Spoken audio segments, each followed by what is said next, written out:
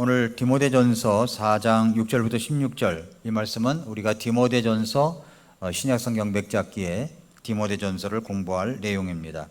전체를 다 할 수 없기 때문에 개론을 먼저 이야기한 다음에 그 중에 특별한 부분을 우리가 찾아내 가지고 말씀의 은혜를 같이 나누겠습니다. 어렸을 때 저는 동네에 지금처럼 도서관이 있는 게 아니라 도서관이 없었기 때문에 만화책방을 많이 갔습니다. 만화책방에는 만화책만 갖다 놓지 말고 다른 책도 갖다 놨으면 좋았을 텐데 만화책밖에 없었어요. 그래서 만화책을 참 많이 봤습니다. 그래서 너무 자주 갔기 때문에 단골이라 새로운 책이 별로 없어서 주인에게 좀 새로운 책 좀 갖다 놓으라고 재촉을 했던 적이 있습니다.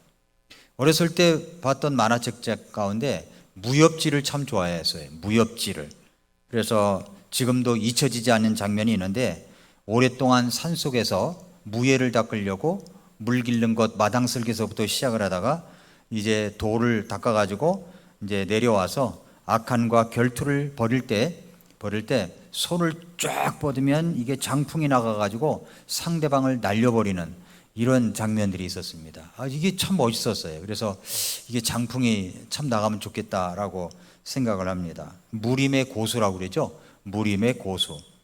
옛날 이수룡이 나오는 영화를 볼 때마다 양철봉을 이제 가지고 막 괴성을 질러들 때가 있었거든요. 양철봉을 가지고 이수룡 흉내내다가 이쪽 저쪽 얻어 터져가지고 맞아가지고 좀 많이 아팠던 적이 있습니다. 무림의 고수가 되고 싶다 이런 마음이 있었어요. 여러분, 고수란 무엇입니까? 고수란 어떤 일에 경지에 오른 사람을 말합니다. 어떤 일에 경지에 올라요.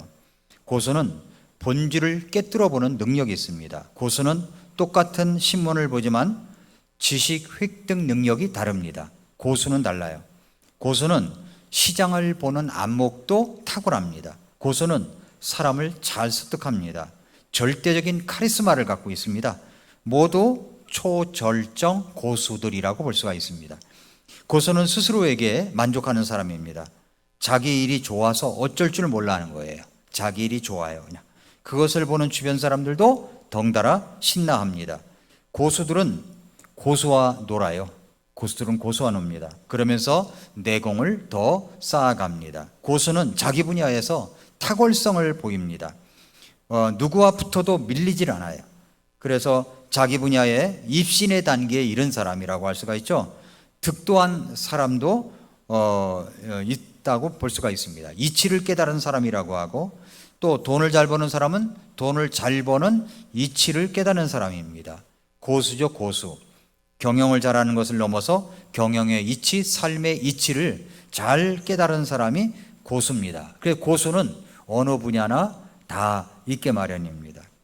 고수는 하기 싫어도 그 일을 해요. 하기 싫어도. 그러나 하수는 하고 싶어도 그 일을 하지를 않습니다. 고수는 경제적으로나 시간적으로 자유로운 사람입니다. 꼬리낄 거 없습니다. 하고 싶은 것을 마음대로 하고 하기 싫은 것은 하지 않습니다. 대부분의 사람들은 하기 싫어도 해야만 할 때가 있어요. 하기 싫어도 해야만 합니다. 같은 세상에 살아도 같은 세상이 아닌 것 같습니다. 이것이 제가 고수와 하수를 본 생각들입니다. 고수도 처음에는 하수였겠죠. 처음부터 고수가 없잖아요. 고수도 처음에는 하수였다는 이 말이 그게 좀 힘이 되지 않습니까? 누구든지 처음부터 고수가 될 리가 없어요. 그러니까 나도 언젠가는 계속 반복하면 고수가 될 수 있다는 생각입니다. 이것이 바로 이제 제가 여러분들에게 드리고 싶은 이야기입니다. 사업도 학문도 다 고수가 있습니다. 신앙에도 고수가 있다는 거 아십니까? 신앙에도 고수가 있어요. 성경에 고수니 하수니 이런 말은 성경에 나오지 않지만 굳이 붙이자면 그렇다는 이야기입니다. 여러분이 어떤 분야에 있든지 고수가 되시기를 바랍니다. 고수. 놀라운 것은 고수가 되는 원리는 다 비슷비슷하다는 겁니다. 저는 사역의 고수가 되고 싶어요. 사역의 고수, 목회의 고수. 저는 말씀을 전하는 일에 고수가 되고자 합니다. 여러분은 여러분의 일에 있어서 고수가 되십시오.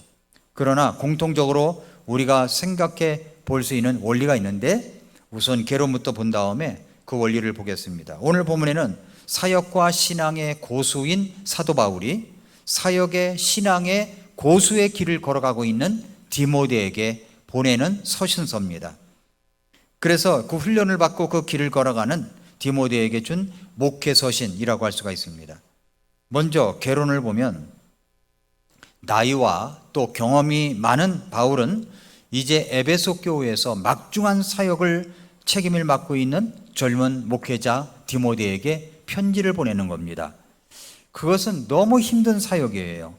거짓 교리를 제거하고 성도들이 불안에 떨지 않으면서 예배를 드릴 수 있도록 하게 해야 하며 성숙한 지도자들을 길러내야 하는 것이 바로 그것이었습니다. 교회가 보여주어야 할 품행뿐만 아니라 목회자의 품행에 대해서도 사도 바울은 이야기합니다. 그래서 디모데는 복음에 있어서는 물론이고 자신의 연소함 때문에 어려움을 겪지 않도록 이야기합니다. 네가 어리다는 것 때문에 사람들이 무시하지 않도록 어리다고 연소함을 우습게 여기지 않도록 조심해야 된다라고 합니다. 또한 거짓 선생들을 피하고 의와 믿음과 사랑과 인내와 또 하나님의 사람으로서 가져야 할 덕목인 친절을 쫓는 그런 사람이 되어야 되지 탐욕을 쫓는 사람이 되어서는 안 된다. 이런 이야기를 이제 디모데 전서에서 하고 있는 이야기입니다. 이 서신의 이름은 디모데 전서죠. 디모데에게 보내는 편지가 두 개가 있는데 먼저 앞서서 보냈다. 그래서 디모데 전서입니다. 바울과 바나바는 1차 선교 여행 중에 1차 선교 여행 지도를 쭉 따라가다 보면은 루스드라라고 하는 그런 도시가 있었습니다. 거기 갔다가 이제 디모데라고 하는 청년을 만났습니다. 사도행전 14장 5절 6절에 그 이야기가 나옵니다. 16장 1절에도 나오고요. 그는 하나님을 두려워하는 사람으로 주께로 회심하여 신실한 제자가 된 사람이었습니다. 디모데가 그렇다는 말입니다. 바울과 디모데는 어떤 관계냐면은 아버지와 아들 같은 유대 관계를 형성하고 있었습니다. 후에 바울은 다시 루스드라에 왔다가 사역을 위해서 그를 부릅니다. 그리고 할례를 행하고 그와 함께 선교 여행을 떠났다 하는 이야기입니다. 이것이 이제 디모데 전서 기자와 그 이름에 관한 내용입니다. 그러면 언제쯤 이 말씀이 기록이 되느냐? 그 배경을 보니까 목회 서신이 바울에 의해서 쓰여졌기 때문에 바울이 로마 감옥에 있을 때, 로마 감옥에 있다가 사도행전 28장에 로마 감옥에 갔었죠. 풀려나 전도 활동을 계속하다가 2차로 로마에 갇힌 사실을 이제 전제로 해서 이 말씀이 기록됐다라고 봐야 됩니다. 불행하게도 이 사건들의 순서는 힌트를 통해서만 재구성할 수 있어요. 언제 기록했다라고 하지 않기 때문에 그 이유는 사도행전과 같은 방식으로 바울의 마지막 수년간을 기록한 동시대의 역사를 찾을 수가 없기 때문에 그렇습니다. 그러므로 이제 이렇게 이제 구성을 해볼 수가 있습니다. 바울은 이제 로마 감옥에 있다가 석방이 되죠. 근데 그들을 사도 바울을 고소한 유대인들은 아마도 시저의 법정에서 바울이 공판을 받을 때 공판에 참석하지 않았을 가능성이 많습니다. 빌립보 성도들에게 약속한 것을 지키기 위해 바울은 디모데를 빌립보로 보내가지고 이 기쁜 소식을 전하도록 했습니다. 바울은 스스로 에베소로 갔고 골로새 같은 다른 소아시아 교회들을 방문한 것을 빌레몬서 22절을 보면 알 수가 있습니다. 에베소에서 디모데를 다시 만났을 때 바울은 그에게 에베소에 머물라라고 이야기하고 지시하고 자신은 마케도니아로 떠납니다. 마케도니아에서 이제 지체될 것 같은 생각에 바울은 아마 빌립보에서 이제 디모데 전서를 썼을 것이다 라고 하는 겁니다. 그러니까 디모데 전서는 옥정서신이 아니라 나중에 이제 풀려나가지고 빌립보에서 썼을 것이다 이렇게 생각해 볼 수가 있습니다. 에베소에서 디모데를 만난 후에 바울은 이제 그레드 섬으로 선교 여행을 떠나는데 그곳에 그레드 섬에 갔다가 크레타 섬에 갔다가 어느 정도 사역한 후에 디도로 하여금 그 디도서가 그 얘기잖아요. 디도로 하여금 사역을 그곳에서 하라고 하고서 이제 떠납니다. 고린도에서 바울은 디도에게 편지를 쓰기로 마음먹었는데 그 이유는 교법사 세나와 아볼로가 그리데 섬을 지나가는 여행지였기 때문에 이제 디도서를 쓰게 된 겁니다.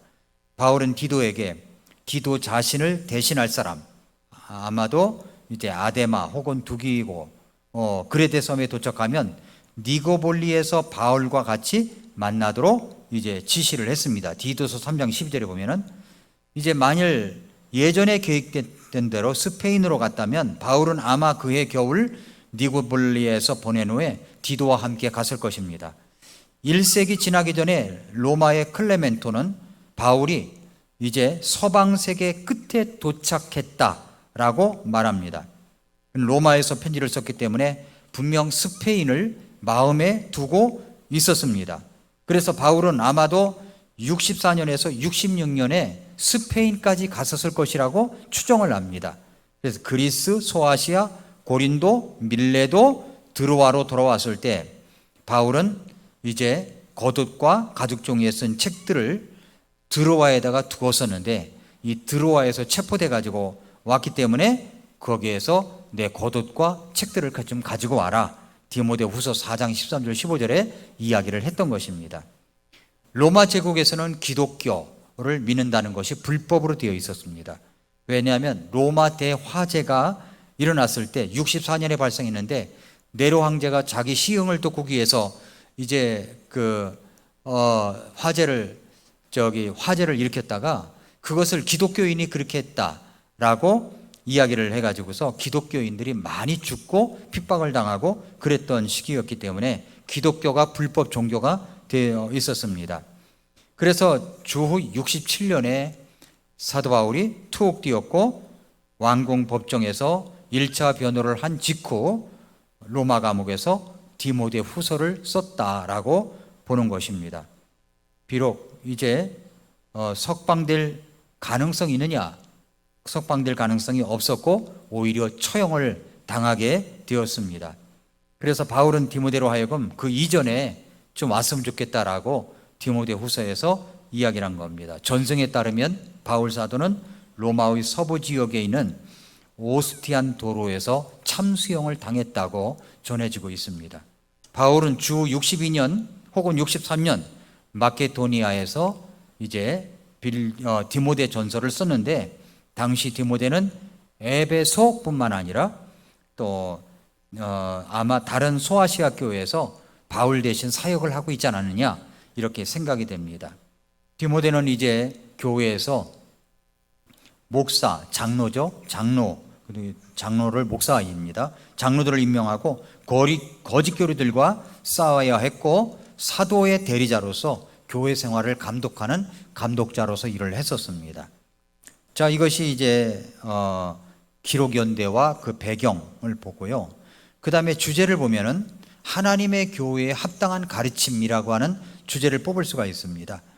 이 서신서 주제는 하나님의 신실한 종으로서 디모데가 소아시아 교회들을 조직하고 감독하는 것에 있습니다. 바울은 이 말씀을 하나의 지도자 지침서로 써서 지도자는 이것을 꼭 봐야 된다. 그래서 목회서신이라고 그러죠. 목회서신, 지도자 지침서로 써서 마케도니아에서 자신이 없는 동안에도 디모데가 책임 있게 교회들을 돌보도록 했다 하는 주제를 갖고 있는 겁니다.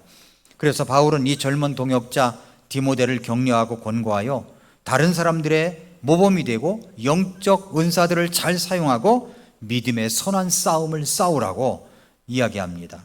디모데는 성품과 실생활에 있어서 분명히 남보다 뛰어나야 했고 특히 잘못된 교리, 조직, 치리, 설교, 빈보 다양한 그룹의 이 성도들의 역할에 대한 문제들을 다룰 줄 알아야 했습니다. 이런 이야기가 이제 주제고 목적은 뭐냐면 하나님의 종들에게 하나님의 교훈의 경고를 주어서 바르게 교회를 이끌도록 하는 데 목적이 있습니다. 디모데전서의 핵심은 두 구절에 나와 있습니다. 디모데전서 3장 15절 보세요. 디모데전서 3장 15절 16절에 보면은 혹시 내가 오랫동안 지체하면 네가 하나님의 집에서 어떻게 처신해야만 하는지 네게 알게 하려 함이니 이 집은 살아계신 하나님의 교회요 진리의 기둥과 터니라. 논쟁의 여지가 없이 하나님의 성품의 신비는 위대하도다. 하나님께서 육체 안에 나타나시고 성령 안에서 의롭다 인정받으시고 천사들에게 보이시고 이방인들에게 선포되시고 세상에서 사람들이 믿는 분이 되시고 들려서 영광으로 들어가셨느니라. 이렇게 이야기하고 있고요. 6장 11절 12절에 보면은 그러나 오 하나님의 사람아 너는 이것들을 피하고 의와 하나님의 성품과 믿음과 사랑과 인내와 온유를 추구하라. 믿음의 선한 싸움을 싸우며 영원한 생명을 붙들라. 이것을 위해 너 역시 부르심을 받았고 많은 증인들 앞에서 선한 고백을 고백하였도다 라고 말씀합니다. 이렇게 이제 디모데전서의 핵심 구절이 이 두 구절이기 때문에 이것을 중심으로 디모데전서 6장을 쭉 읽어보면 내용이 훨씬 더 다가오게 될 것입니다. 자, 서두에서 말씀드렸듯이 사역에 있어서 주님의 제자에게 있어서 고수가 되려면 어떻게 해야 될까요? 우리가 여러분이 신앙생활을 하는 데 있어서 모두가 다 고수가 되어야 됩니다. 고수로서 생활해야 됩니다. 고수로서 생활. 그러면 우리가 각 분야에서 고수가 되는 것도 좋지만 우리가 구원받은 하나님의 자녀라면 신앙만큼은 하나님을 섬기는 것만큼은 주님의 말씀에 순종하는 것만큼은 고수가 되어야 된다는 거예요. 고수가. 여기 그 신앙과 사역의 고수가 전해주는 개인적인 서신, 말씀이 있어요. 신앙의 고수가 고수의 길을 걸어가고 있는 디모데에게 전하는 메시지입니다. 어떻게 해야 내 분야에서 특별히 내 신앙과 섬김에 있어서 고수가 될 수가 있을까요? 고수가 될 수 있느냐? 첫째로 고수가 되려면 고수를 만나야 된다는 거죠. 고수를 만나야 돼요. 한근태 작가가 쓴 책 가운데 일생에 한 번은 고수를 만나라. 저는 이 책이 참 마음속에 이제 참 복이 됐습니다. 고수가 되기 위해서는 고수가 어떤 사람인지를 알아야 된다는 거죠. 만남이라고 하는 것은 너무나 소중한 것입니다. 그래서 어떤 분은 이렇게 말합니다. 누구든 만나라. 당신이 만나는 사람이 당신의 미래를 결정한다 그래서. 그렇죠? 누구를 만나라는 거죠. 누구를 만나든지. 내 주변에 5, 6명의 그 사람들의 받는 연봉의 평균이 내 연봉이래잖아요. 그러니까 누구를 만나느냐에 따라 달라진다는 거죠. 우리는 우리의 삶 과정에서 만나야 될 사람들이 있습니다. 저는 누구든 만나든 이제 고수를 만나보라고 여러분들에게 권합니다. 여러분은 고수를 만난 적이 있습니까? 고수가 무엇입니까? 어떤 일에 경지에 오른 사람들이에요. 경지에 오른 사람들. 고수는 시작을 잘하는 사람들입니다. 지금 상황이 어떻든지 간에 그럼에도 불구하고 시작할 수 있는 사람들입니다. 비행기는 날아오를 때 연료의 80%를 소비합니다. 연료의 80%. 하지만 일단 날아오르면 그렇게 많은 연료가 필요하지 않습니다. 만일 내가 고수가 되어야 되겠다라고 생각만 하고 아무것도 하지 않는 사람들이 있죠. 그런 사람에게는 변화가 오지 않는다는 겁니다. 변화가 오지 않아요. 다소 준비가 안 되어 있어도 미흡해도 저질러야 되는 겁니다. 해본다는 거죠. 그래야 고수가 될 수가 있습니다. 고수가 될 수 있어요. 그래서 주변에 어떤 고수든지 만나야 되는 겁니다. 사업의 고수든 직장인의 고수든 연주를 잘하는 고수든 아니면 독서의 고수든 어떤 고수든 만날 줄 알아야 돼요. 그럼 그분을 만나면 자극을 받거든요. 신선한 자극을 받아요. 저 주변에도 저를 자극하는 사람이 있습니다. 그 사람만 만나면 막 자극이 돼요. 해야 되겠다라는 마음이 듭니다. 그러나 주변에 자극을 주지 않는 사람들만 만나면 자극받지 못해요. 자극을 받아야 돼요. 일부러 찾아가서라도 자극을 받아야 됩니다. 그러려면 고수를 만나야 된다 하는 겁니다. 이것이 첫 번째고요. 두 번째는 뭐냐면 자기 분야의 고수가 되기 위한 목표를 가지라는 겁니다. 목표. 자기 분야의 고수. 저는 사역의 고수의 길을 가고 싶습니다. 이제 끝까지 달려갈 길을 마칠 때까지 가고 싶어요. 아직도 저는 훈련 중에 있는 사람이다 이렇게 생각을 합니다. 그래서 디모데 전후서는 저에게 있어서 사역에 있어서 신앙에 있어서 고수의 가르침이라는 관점에서 이 말씀을 제 말씀으로 봤습니다. 디모데전서 후서는 고수인 사도 바울이 고수의 길을 가고 있는 제자인 디모데에게 이야기하는 겁니다. 이거 디모데전서 후서를 읽을 때 고수가 고수의 길을 가고 있는 사람에게 전하는 거구나 이렇게 생각하고 읽으면요 말씀이 확실하게 내 마음에 와서 닿습니다.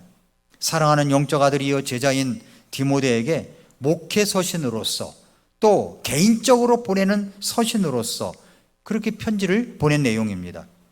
여러분, 사역 속에 꼭 있어야 할 사람으로, 그리고 마지막 임종을 앞두고 당부하고 싶고 복음의 바통을 이어받아야 할 디모데에게 사도 바울은 개인적으로 글을 써서 보내는 겁니다. 얼마나 애틋한 마음이 있겠어요. 끝까지 마지막 임종 시에까지도 기억되고 싶은 사람, 그 사람이 바로 디모데였다는 거죠. 그것이 하나님의 말씀이 되어 우리에게 전해주고 있는 말씀이 바로 디모데 전서고 디모데 후서라는 겁니다. 오늘 본문 속에서 디모데 전서 4장 6절을 보십시오. 내가 형제들에게 이것들을 기억하게 하면 네가 도달한 믿음의 말씀들과 선한 교리의 말씀들로 양육받은 예수 그리스도의 선한 사역자가 되리라 라고 했습니다. 저는 여러분에게 예수 그리스도의 선한 사역자가 되라는 당부의 말씀을 하나님의 말씀을 통해서 드리고 싶어요. 선한 사역자가 되어야 됩니다. 선한 사역자. 어느 분야에서든지 여러분이 어떤 일을 하고 있든지 간에 주님의 일에 있어서는 선한 사역자로서, 여러분이 일반 성도로서의 사역자로서 그 일을 들을 수가 있어야 되는 겁니다. 뭐라고 얘기했어요? 네가 도달한 믿음의 말씀들이라고 그랬죠. 네가 도달한 믿음의 말씀들과, 네 형제들에게 이것들을 기억하게 하면 네가 도달한 믿음의 말씀들과, 도달한 믿음의 말씀들이 있대요. 도달한 믿음의 말씀들. 그 다음에 선한 교리의 말씀들. 요즘에 월화 이제 성경 바로 보기를 통해서 교리적인 내용을 하고 있죠. 이런 것들을 계속 들어야 됩니다. 들어야만 내 교리, 뼈대가 똑바로 서줄 수가 있는 거예요. 똑바로 설 수가 있는 겁니다. 그래서 이 두 가지를 가지고 양육을 받아가지고 예수 그리스도의 선한 사역자가 될 수 있다라고 하는 겁니다. 네가 도달한 믿음의 말씀들, 사도 바울이 늘 전한 말씀들, 그리고 선한 교리의 말씀들을 가지고 선한 사역자로서 빚어져 갈 수가 있고 고수의 길을 걸어갈 수 있다라고 이야기하는 겁니다. 그렇게 예수 그리스도의 선한 사역자, 사역의 고수가 되게 해요. 사도 바울이 디모데에게 당부했던 것이 뭐냐? 그것이 바로 우리들에게도 당부한 내용입니다. 그것은 뭐냐면은 4장 7절입니다. 그러나 속된 것들, 즉 늙은 부녀들의 꾸며낸 이야기들을 거부하고 도리어 하나님의 성품에 이르도록 스스로 훈련하라. 우리의 목표는 하나님의 성품을 닮은 자녀가 되어야 한다는 겁니다. 그래서 뭐라고 얘기해요? 하나님의 성품에 이르도록 스스로 훈련을 하라는 겁니다. 그러니까 우리 모습이 하나님의 성품을 닮은 자가 돼야 돼요. 성품을 닮은 자, 이것이 우리의 목표입니다. 우리의 목표예요. 그래서 스스로 훈련해야 됩니다. 자, 어떻게 훈련해야 되느냐 하면 베드로 후서를 한번 열어보십시오. 베드로 후서 1장 3절 4절을 열어보시기 바랍니다.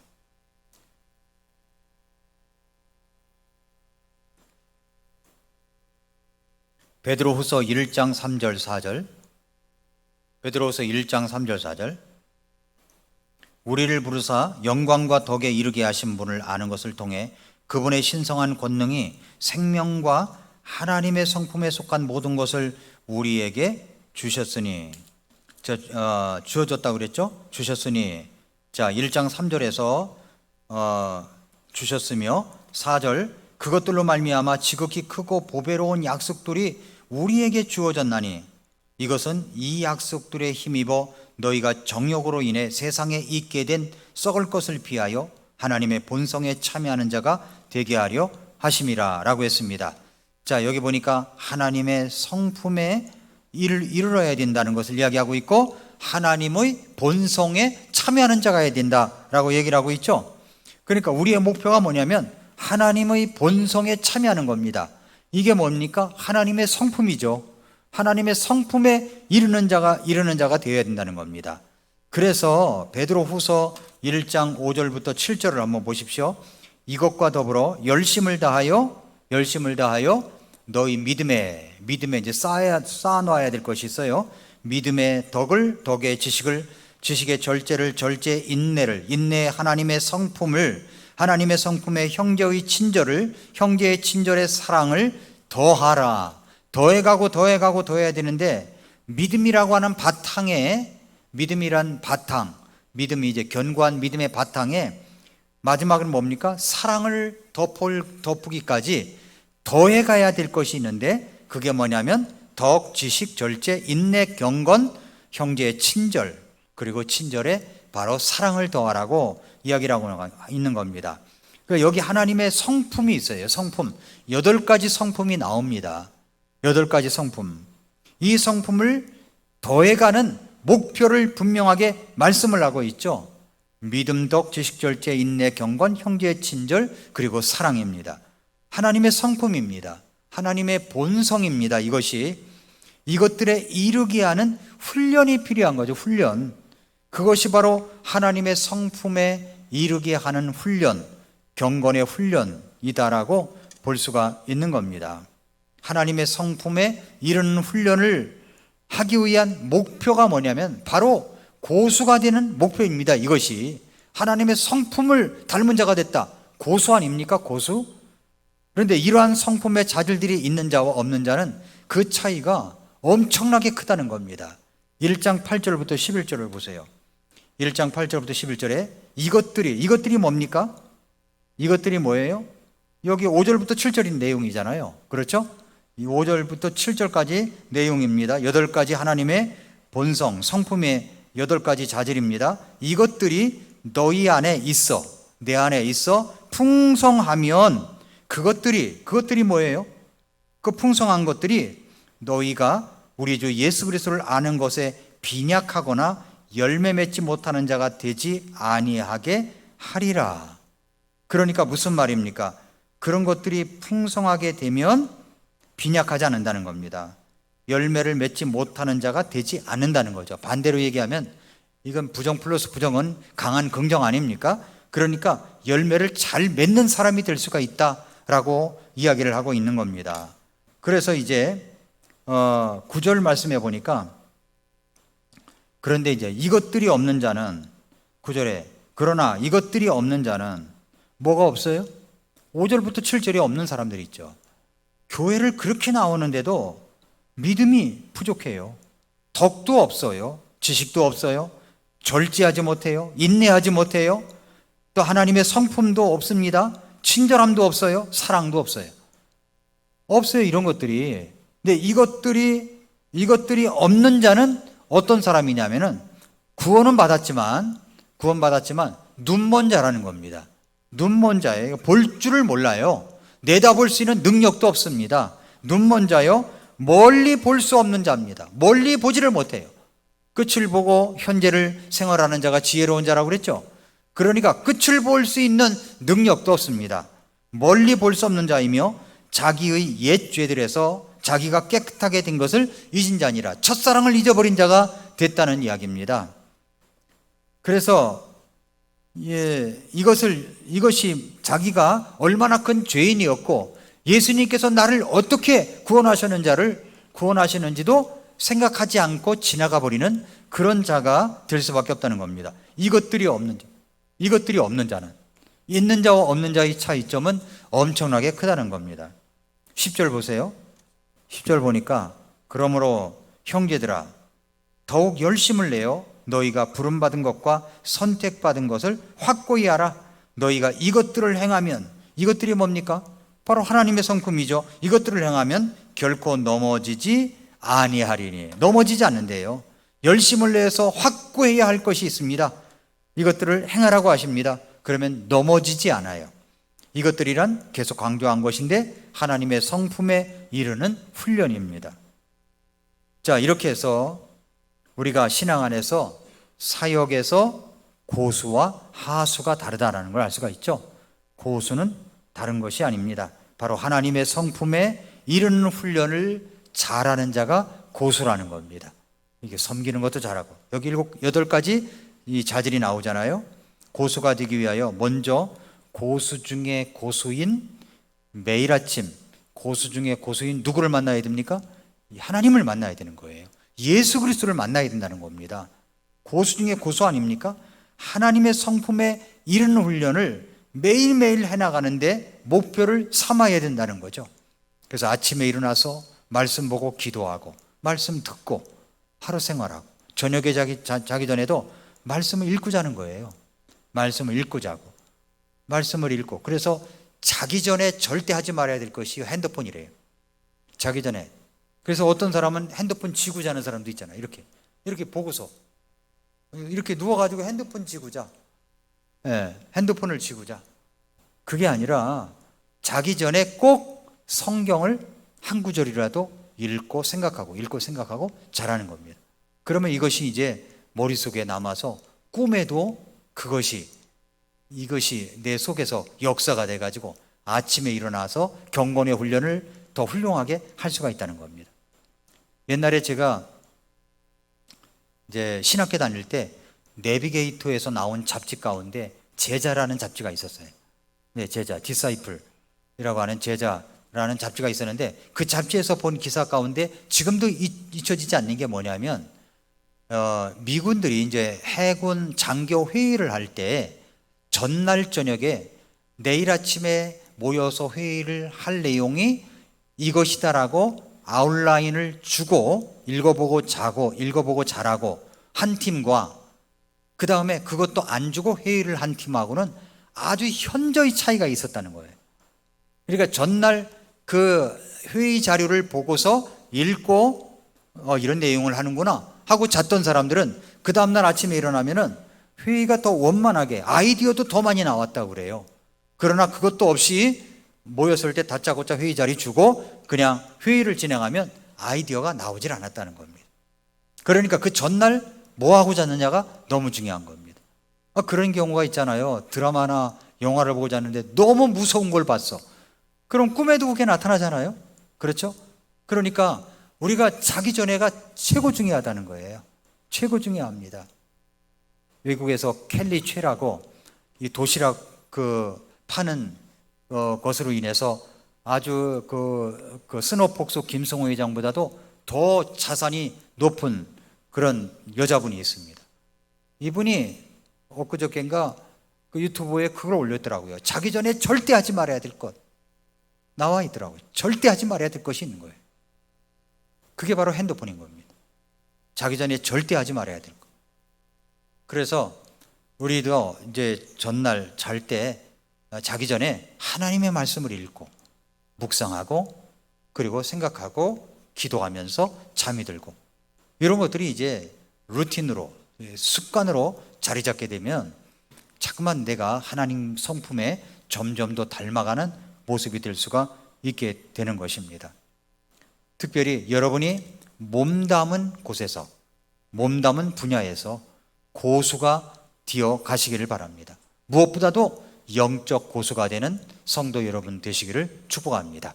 기도하겠습니다.